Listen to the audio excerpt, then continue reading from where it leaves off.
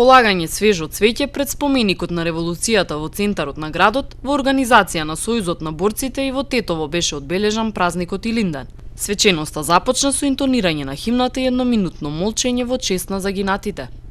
Македонската историја има два големи историски датуми поврзани со ист ден, но во различни времења и услови. Тоа се Илинден 1903 и Илинден 1944 година. На првиот датум се крена Илинденското востание, кое заврши со трагичен, страшен крвав пораз, но истовремено тогаш, со создавање на Крушевската република, победи македонскиот дух и свеста за неговата посебност и потреба од своја држава. Вториот датум е Асном, величествен по своите резултати. Тогаш е остварено сето она за што намасениот македонски народ мечтел и сонувал низ вековите, за што гинеле многу негови синови. Свежо цвеќе положија делегации на армијата на Република Македонија, повеќе здруженија, Општинскиот сојуз на борци, локалната самоуправа и политичките партии.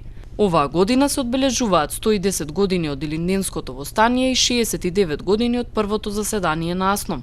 Илинден или Денот на Свети Илија е голем македонски национален и православен празник кој се одбележува на 2 август.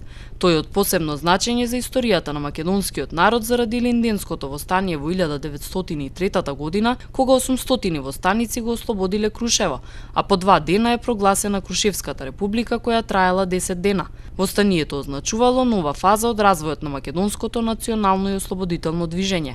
Со првото заседание на Асном во 1944 во манастирот Свети Прохор Пчински е дефинирана општествено-правната положба на Македонија како рамноправна федерална држава во рамките на демократска федеративна Југославија. Денес илинденската традиција е испреплетена со традиционални, фолклорни и религиски символи, што го прави Илинден еден од најзначајните празници во Македонија.